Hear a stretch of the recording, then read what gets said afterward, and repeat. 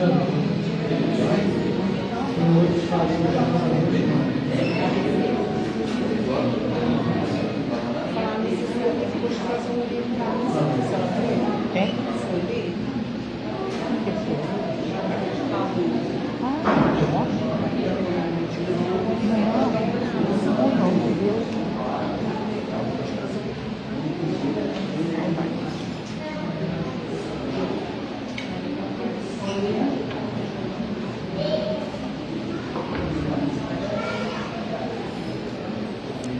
noite a todos, sejam bem-vindos à nossa casa. É um prazer receber todos vocês. Tá? Eu vou fazer uma leitura do livro Fonte Viva, de Francisco Cândido Xavier, ditado pelo Espírito Emmanuel. Entre o berço e o túmulo, não atentando nós nas coisas que se veem, mas nas coisas que se não veem. Porque as que se veem são temporais, e as que não se veem são eternas. Paulo, segunda carta aos Coríntios, capítulo 4, versículo 18. A flor que vemos passa breve, mas o perfume que nos escapa enriquece a economia do mundo. O monumento que nos deslumbra sofrerá insultos do tempo.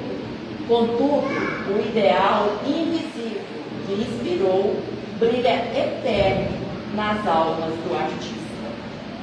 A Acrópole de Atenas, admirada por milhões de olhos, vai desaparecendo pouco a pouco.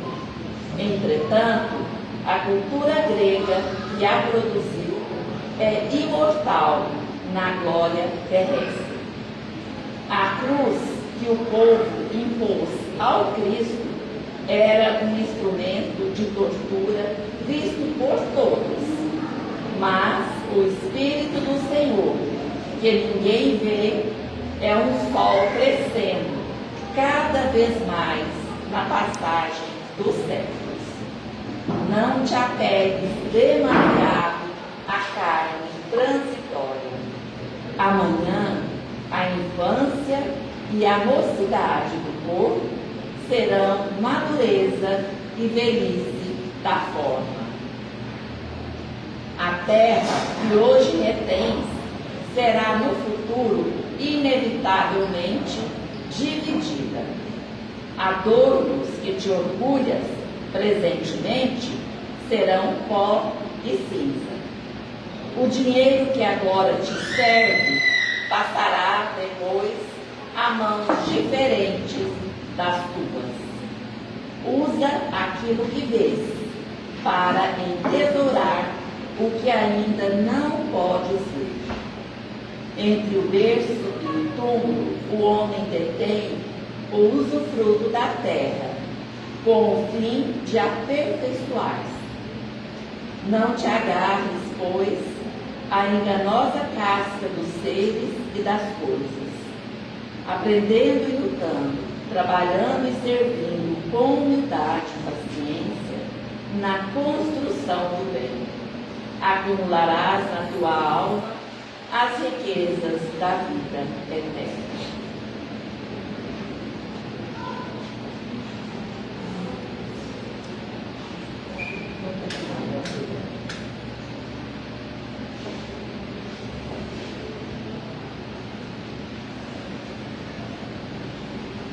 Então agora, com os nossos corações em prece, agradecendo a Jesus por tantas bênçãos que Ele derrama sobre nós, por tantos ensinamentos que Ele nos deixou, pela luz que Ele irradia sobre nós, sobre esse ambiente.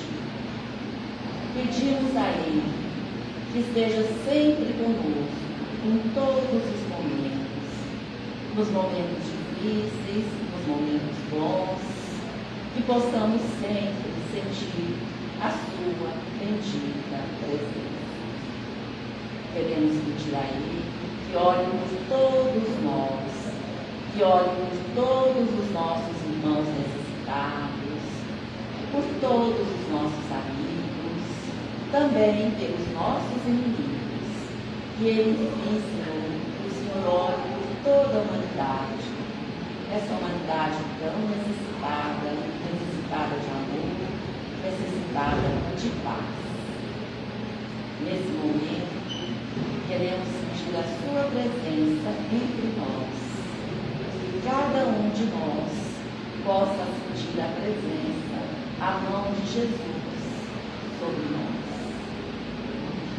Queremos também pedir aos benfeitores espirituais, ao benfeitor da nossa casa, que nos ajude nessa caminhada, que ilumine os nossos pensamentos, os nossos corações, e que nessa noite possam estar presentes aqui, nos ajudando, nos iluminando, nos amparando. Que esses benfeitores possam iluminar o nosso palestrante, que a sua mensagem possa calar fundo em nossos corações.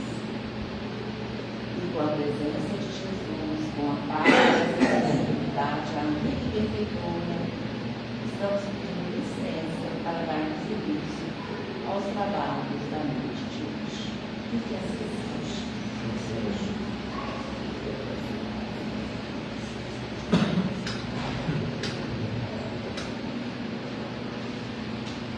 Nós vamos convidar o Fidel, que é um prazer ter conosco mais uma vez. Seja bem-vindo. Boa noite a todos. Boa noite. Nós, outro dia, desejamos a todos que convivem, que estavam próximos de nós ou distantes, um feliz 2024, né?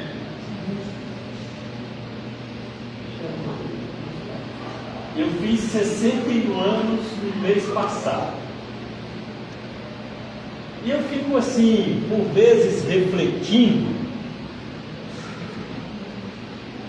quando eu tinha lá pelos meus 10 anos, e naquele tempo de adolescência também, que a gente ficava imaginando como seria o mundo em 2000, por exemplo. O ano de 2000 chegou e já se passaram 24 anos. E a gente olha e percebe o quanto esse mundo mudou, não é? Ou não mudou?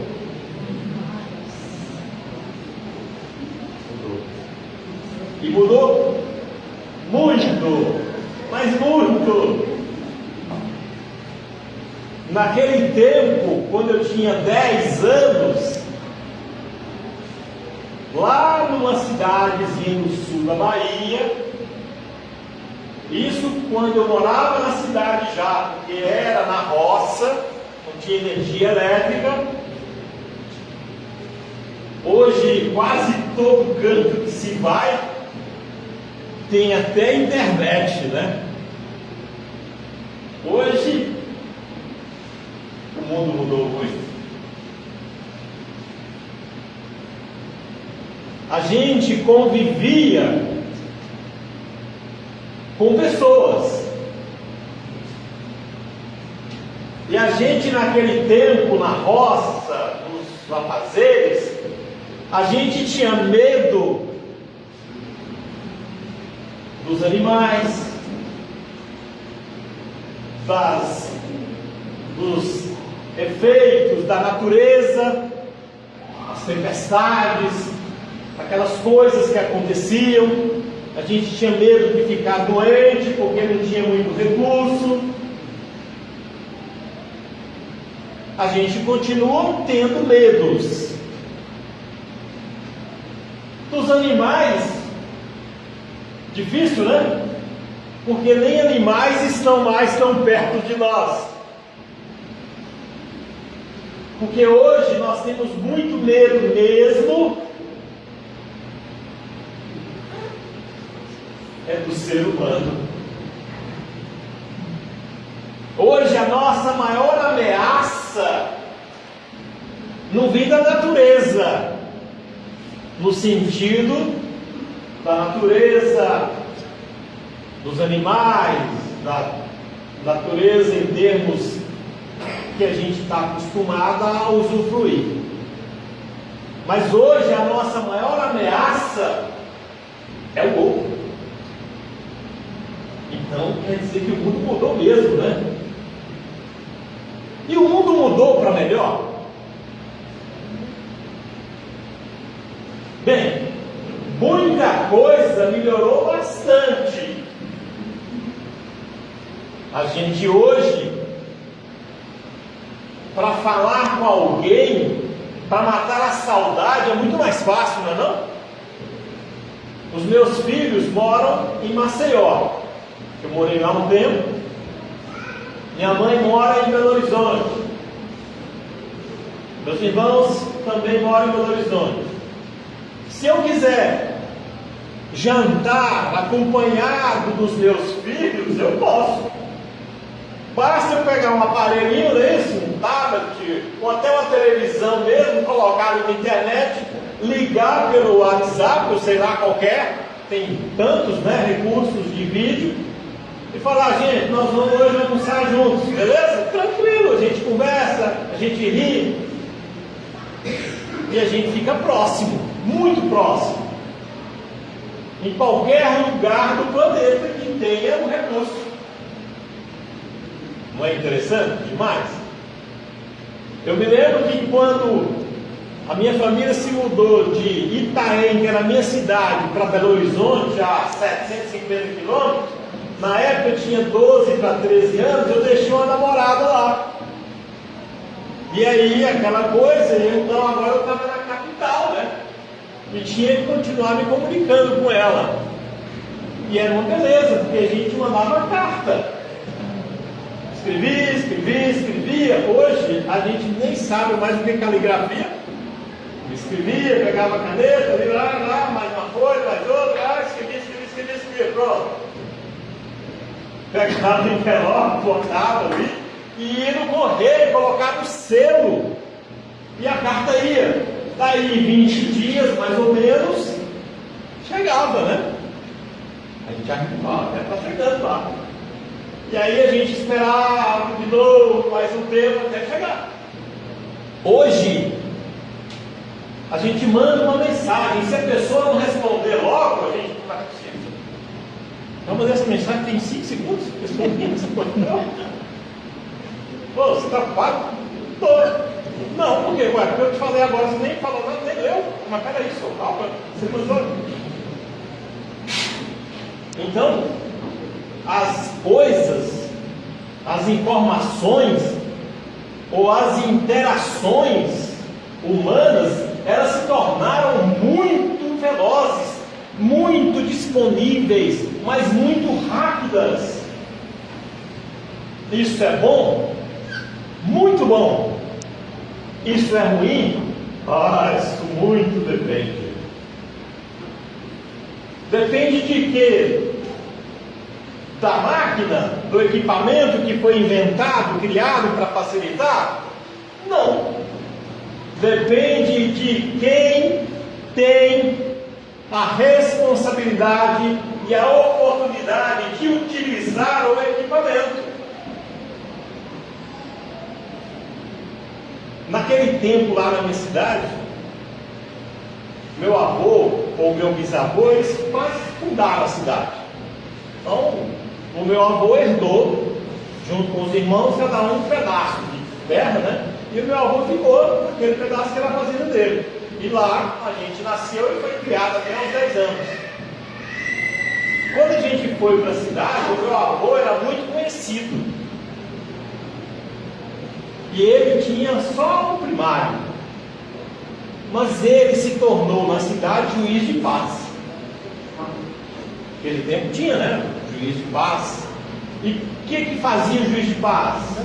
Ele promovia a paz. Ele promovia a reconciliação, a resolução de conflitos entre as pessoas. Então, às vezes eu via o meu avô lá na casa dele com pessoas estranhas resolvendo dentro da diplomacia, dentro dos acordos. Então ele era muito conhecido porque ele tinha esse talento, essa capacidade. E meu avô tinha uma sabedoria e tinha filhas, várias filhas e alguns filhos. A minha mãe vai estar fazendo 80 anos. A minha mãe, hoje é viúva, tem uma memória muito boa, principalmente para aquelas coisas que a fizeram sofrer. Acho que isso talvez seja até uma característica do ser humano, né? Porque parece que a mágoa faz bem para a memória, porque a gente se lembra de muita coisa que não deveria lembrar ou não precisa lembrar mais. A gente se lembra. E a gente se esquece de muita coisa que deveria se lembrar, que deveria contar, repetir, deveria alimentar, deveria se inspirar. E com aquilo que sofrer, poderíamos aprender com o que passou. Então, naquele tempo, havia as tradições, os comportamentos da sociedade. E as pessoas, as mulheres principalmente, elas se casavam não com quem elas escolhiam muitas vezes. Era determinado. E minha mãe passou a vida dela sofrendo muito, sofre até hoje com essa experiência, porque ela não tinha nem feito 13 anos e ela teve que se casar. Então um dia ela disse que com 12 anos de alguma coisa, os pais dela chamaram e falaram: olha, você vai se casar no mês que vem. O casamento é assim, e você vai conhecer o seu noivo uns 2 dias antes do casamento. E você vai se preparar porque vai casar. Mas como, né? Uma criança, ela não sabia nem nada, né, sobre muita coisa. E foi dito, ela teve que se casar. E ela tinha sonhos, ela tinha ideias, ela tinha, imaginava, né? Ela tinha a vida pela frente. E ela conta que logo em seguida do casamento, ela sem saber o que fazer, estava ali, num quarto, fechado com um homem. E ela não sabia o que ia acontecer. Porque ninguém não tinha nada falado para ela, né? Naquele tempo as informações eram poucas. E ela teve que passar pela experiência da lua de mel, que ela não sabia nem como a coisa funcionava. Isso parece natural, mas para ela foi algo terrível. Para ela foi tão significativo que era como se tivessem roubado dela a vida, a liberdade, tudo a história, porque ela agora estava presa a alguém e tinha que fazer tudo aquilo conforme era determinado. E é interessante que o meu avô era de uma sabedoria, e era um juiz de paz, que fazia todo o processo de conciliação e tudo mais. Porém, naquela atitude, o que prevaleceu foi a tradição, a sociedade, o costume, e sem perceber, causaram uma violência tão grande numa pessoa que ele, inclusive, amava, porque não se deu conta de que estava seguindo um rito sem razão de ser. A minha mãe sofreu por vários anos revoltada com aquele tipo de vida, e teve 7 filhos, casou aos 13, aos 14 já estava, né, gestante, aos 15 já tinha outro, aos 16 já tinha outro, aos 17, aos 18, aos 19, aos 20, e tudo parto normal. Nisso o mundo mudou, não é? Então, dentro dela há uma ferida. E essa ferida agiu na vida dela de uma forma que ela deixou de viver muitas coisas boas. Ela deixou de realizar porque aquilo mexia com os sentimentos dela constantemente. E o meu pai, para ele estava tudo natural, nada de errado. E eles acabaram tendo um relacionamento, porque desenvolve, né, o relacionamento. E viveram vários anos juntos. E ele veio a falecer. E quando ele faleceu, parecia que ela ficava assim: agora eu quero viver algo que eu possa escolher.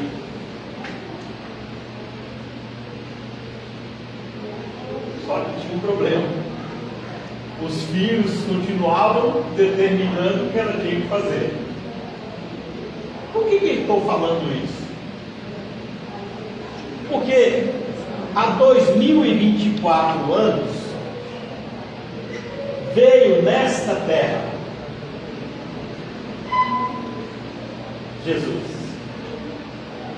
E quando Jesus veio, esta terra naquele tempo também tinha uma sociedade, também tinham leis, tinham costumes, tinham tradições. E naquele tempo a mulher, inclusive, não tinha o menor dos direitos. É ou não é? Mas ele naquele tempo trouxe tudo diferente. E Jesus veio para nos trazer o Evangelho. E às vezes a gente pega o termo Evangelho, às vezes alguém pode chegar e falar assim: pega o Evangelho para mim. A gente vai pegar um livro, não é verdade? Mas será que o Evangelho é um livro? Jesus não escreveu nada, nenhum texto. Então, se ele não escreveu, o que é o Evangelho? A palavra Evangelho vem de origem grega, que significa boa nova. Então, Jesus veio trazer a boa nova. E o que é a boa nova? A boa nova não é um livro escrito. A boa nova é a mensagem. E essa mensagem é um conjunto de ensinamentos que ele trouxe para todos aqueles que conviviam com ele naquela época. E aqueles ensinamentos transformaram a vida de várias pessoas. Mas transformaram mesmo. Porque a boa nova, como ele mesmo disse, era como uma semente. E aquela semente era semeada por onde ele passava. E aquela semente caía em terrenos diversos. Terrenos áridos, muitas vezes. Terrenos cheios de espinhos. Terrenos cheios de pedras. Sem muita fertilidade. E o que acontecia com a semente? não produzia nada. Às vezes não morria, mas ficava ali. Qual é o objetivo de uma semente? Dar frutos. E para dar frutos ela precisa nascer, brotar. Porque se ela não brotar, ela não cumpre o objetivo, ela fica ali. Eu posso carregar um saco de sementes e deixar um monte de gente passando fome, porque eu não fiz o que eu tinha que fazer com a semente. Por exemplo, as sementes transformaram o mundo. Existem alimentos, grãos, que hoje nós utilizamos para nos alimentarmos, que são sementes que viajaram, que cruzaram os oceanos. E ali então foram semeadas e surgiram tantas variedades que nós temos hoje. Então esse é o papel da semente. Então, se a boa nova é uma semente, e qual é o terreno da boa nova? O terreno somos nós. São as nossas consciências. Que quando a semente vem, quando a mensagem vem, por vezes não encontra o terreno em condições de nascer. E fica ali, ó. E ele, naquele tempo, quando encontrou muitas pessoas, elas foram curadas, transformadas, porque a semente caiu ali no solo do coração daquelas pessoas, e elas foram tocadas profundamente pela mensagem, pela presença dele. E ao serem tocadas, aquela semente produziu algo poderoso. Tanto é que elas o procuraram, ou procuravam, e ele as curava. Mas ele dizia, quem as curava eram elas mesmas. Quantas vezes ele diz, a tua fé te curou? Porque nasceu naquela pessoa algo novo. Quando a gente pega uma semente e coloca sob o solo, sobre a terra, para aquela semente nascer, brotar, ela precisa morrer. Então, muitas vezes, para que o novo nasça em nós, o velho precisa morrer. Para que o novo nos transforme, nós precisamos permitir que esse novo aconteça em nós. Mas já são mais de 2020 anos, 2024 anos. Será que as sementes que ele semeou em nós brotaram já? E quais brotaram? Será que nós já conseguimos fazer nascer em nós coisas novas e boas? Ou ainda somos aqueles que olhamos para tudo que já aconteceu conosco e nos sentimos presos ao nosso passado, presos aos nossos sentimentos, presos às coisas que aconteceram conosco e nós não conseguimos aceitar, não conseguimos perdoar, não conseguimos transformar?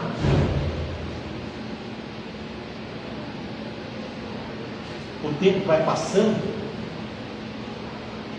e a gente vai percebendo que muitos de nós carregamos as nossas cruzes, cada um carregando a sua, algumas mais, outras menos pesadas. algumas tão pesadas que às vezes as pessoas não conseguem nem sair de casa para fazer nada. Às vezes a cruz está tão pesada que a pessoa desistiu de ser feliz, de viver. Não acredita mais que nela nasça alguma coisa nova. Às vezes a gente olha e fala assim: eu ser feliz, mas eu já tenho 70 anos. Mas quando é que a semente vai nascer? Mas quando é que nós podemos determinar que podemos aprender alguma coisa nova? Às vezes nós repetimos algumas frases sem perceber. E aí nós afirmamos: tem 30 anos que eu faço desse jeito. Ninguém vai me ensinar. Eu já sei. Sempre deu certo assim. Mas será que não há algo melhor? Será que não há uma maneira diferente? Nesse tempo atual, o mundo do lado de fora mudou. Os recursos vieram. Nós hoje temos tecnologia para muitas coisas que facilitam o transporte, a locomoção, que facilitam o tratamento de saúde, que facilitam diversos processos das nossas vidas. Mas temos desafios que são os mesmos de 2000 anos atrás. Como, por exemplo, perdoar as ofensas. E ele naquele tempo disse para nós que haviam ensinado que era olho por olho e dente por dente. E a gente hoje vê a sociedade, muitas vezes, as pessoas se agredindo, as pessoas degladiando, ofendendo, brigando por coisas que às vezes não tem sentido. Pessoas às vezes desrespeitando: porque fulano não pensa do meu jeito, porque fulano é de não sei, do bairro de lá, fulano isso, fulano aquilo. E nos esquecemos da mensagem. E até nós nos sentimos cristãos. E naquele tempo ele já disse: olha, porém eu vos digo, amai os vossos inimigos, orai por aqueles que vos perseguem. Alguém aqui já conseguiu fazer isso? Você já se pegou orando por aquele que te persegue? Você já conseguiu orar por aquele que você sabe que é seu adversário? Então, ele semeou em nós essa semente. Mas naquele tempo ele mesmo disse: para aqueles que me seguem, eu peço muito. E peço coisas difíceis. Ele até perguntava: estão preparados para fazerem coisas difíceis? Porque para aqueles que não me seguem, ou não querem me seguir, eu não peço nada. E seguir Jesus não é uma tarefa fácil. Porque seguir Jesus não é frequentar um templo. Seguir Jesus não é declarar-se religioso. Seguir Jesus não é ter um rótulo: eu sou espírita, eu sou evangélico, eu sou isso. Seguir Jesus é ter dentro de si as sementes semeadas, sendo trabalhadas, regadas, cuidadas com muito carinho e permiti-las, na medida do nosso esforço, permiti-las brotar, permiti-las nascer. Permitir morrer o costume velho, a agressividade, permitir o preconceito ir embora, permitir olhar para o outro como Ele nos ensinou a olhar, porque Ele disse: faça ao outro o que gostaria que o outro fizesse a você. Ai, que bom que a gente faz isso todo dia, né? Eu acho que talvez na nossa terra atualmente é o que a gente mais faz.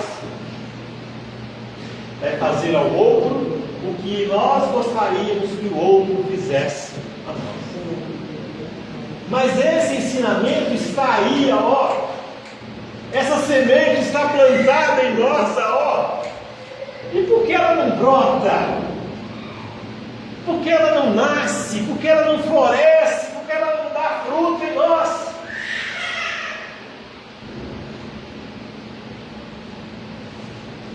E Ele mesmo diz: se queres me seguir, nega-te a ti mesmo.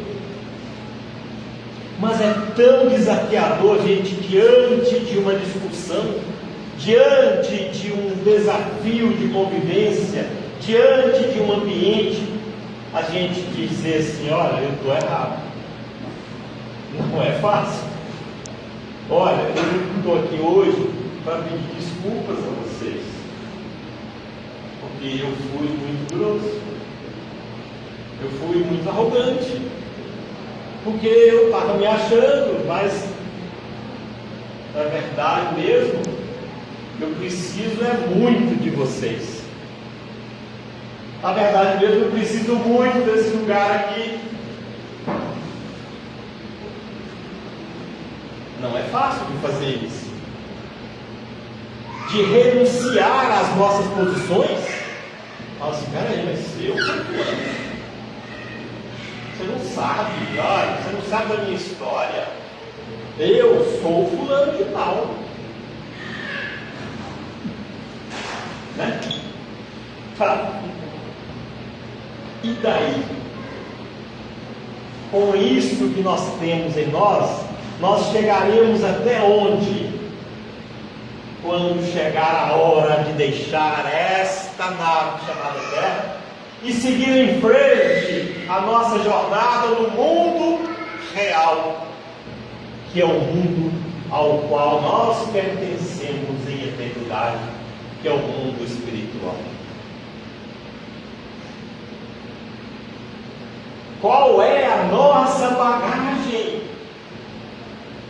O que é que já nasceu em nós, para a gente chegar lá e dizer: olha, Jesus, aquele dia eu decidi segui-lo.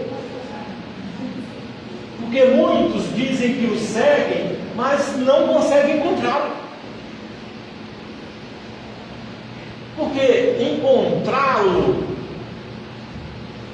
com determinados sentimentos do coração não é muito fácil. Porque encontrá-lo, às vezes, é preciso aceitar os diferentes. Porque isso Jesus sabia fazer. Jesus, ele frequentava e ele estava com as pessoas que eram rejeitadas, que eram abandonadas, que eram à margem da sociedade, muitas vezes. Mas era lá com elas que ele encontrava terreno fértil, porque era lá que ele dizia que são os doentes que precisam de médico. E é exatamente muitas vezes que nós, através das enfermidades morais, é que encontramos motivação para buscar a luz. para buscar a cura.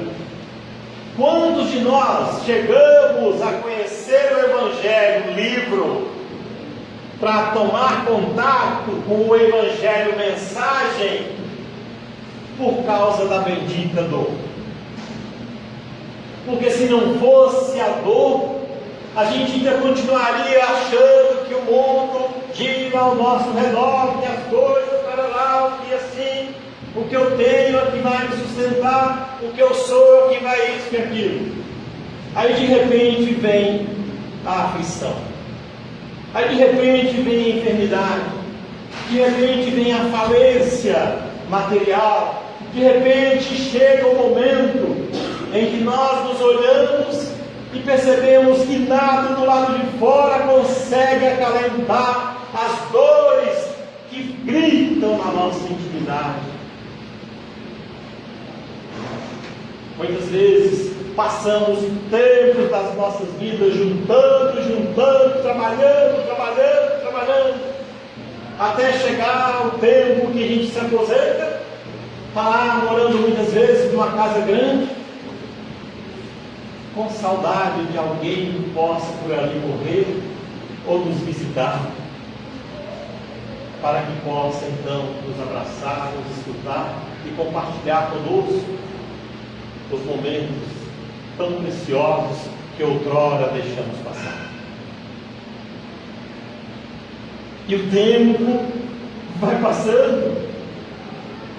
Naquele mesmo tempo, Ele nos disse coisas preciosas, são sementes que até hoje ainda estão em nós, esperando que a gente tome uma decisão de falar, essa aqui eu quero que nasça em mim, esse ano. Às vezes a gente fala assim, esse ano tem a música, esse ano eu quero paz no meu coração. Mas como se eu não conseguir perdoar ainda? Mas como se eu não quero perdoar? Mas como eu vou conseguir paz se eu não trabalho para que a paz aconteça na minha vida? Esse ano eu quero realizar diversos sonhos. Mas sonhar por sonhar não resolve nas nossas vidas. Porque a gente precisa fazer feito a lavoura, a gente precisa fazer a nossa parte. Porque só a virada do calendário não muda absolutamente nada. No tempo que a gente preenchia cheque, a gente às vezes se preocupava naquele tempo, né? Olha, agora é 2024. A gente até preenchia várias folhas já com o ano, porque senão a gente errava. Mas era só também, porque a folhinha, porque as coisas continuam. Ou alguém, depois que virou o ano, as dívidas sumiram. Cara, depois de 2024, pronto, mudou tudo. Minha vida mudou, agora não. Eu sou outra pessoa. Parece que aconteceu um milagre. Olha, eu estava triste, agora 2024, parece que o mundo descobriu que eu existo. Não é assim que funciona, não é? Porém, com Ele, é assim que pode funcionar. Porque naquele tempo, com aquelas pessoas, foi assim que funcionou. Porque muitas pessoas encontraram, como Ele disse, o reino dos céus está próximo. Eu vim para anunciá-lo. Eu vim para dizer a todos que querem ouvir que o reino dos céus está ao alcance daqueles que quiserem encontrá-lo. E ainda continua. Mas para encontrar o reino dos céus, o caminho por vezes passa pelo sofrimento, pelas lágrimas. A minha mãe está fazendo os seus 80, está tendo os seus 80 anos. Às vezes eu pergunto, a gente conversa, falo, mãe, eu vou falar de você lá. A gente conversa, não, pode falar. Se isso serve para alguma coisa. Às vezes eu pergunto para ela, essa dor, esse sofrimento, ou esse sentimento, a senhora acredita que quando a senhora se for, ele vai ficar aqui? Será que ele fica? Muita gente acredita. Não, eu peço para Deus me levar. Ele morreu, acabou. A notícia é diferente, não é? Porque muitas vezes morreu, aumentou. Porque enquanto a gente está na matéria, vai ficando mais velho, a gente vai ficando com dificuldade de lembrar, né? Dificuldade de falar, dificuldade disso, aí a gente vai sofrendo mais pelo corpo do que pela alma. Mas depois que a gente deixa essa matéria e recobra a consciência, aí nós vamos entender o quanto de tempo desperdiçamos através das dores infinitas das nossas almas. Ainda hoje, se a gente perguntar para determinadas pessoas: fulano, como você está? A gente vai ter que esperar um pouco, né? Porque a lista é grande. Não é verdade? Porque nós nos acostumamos a falar das nossas dores, das cruzes que carregamos, e nos esquecemos de falar das flores que nós nesta terra e nesta vida já plantamos. Minha mãe tem 7 filhos, e eu olho assim porque ela teve a coragem de se mudar lá da minha cidade pequenininha, num caminhão para Algarara com a gente naquela época, em 76, e ele foi morar lá em Belo Horizonte com 7 meninos, e conseguiu lá, sem escola direito ela, né?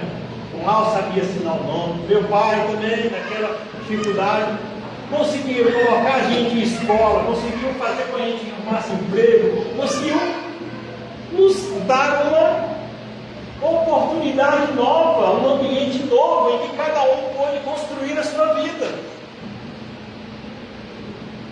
E às vezes eu chego, converso com ela: mas mãe, a gente chama ela de maninha, né? Porque baiano. Mas maninha,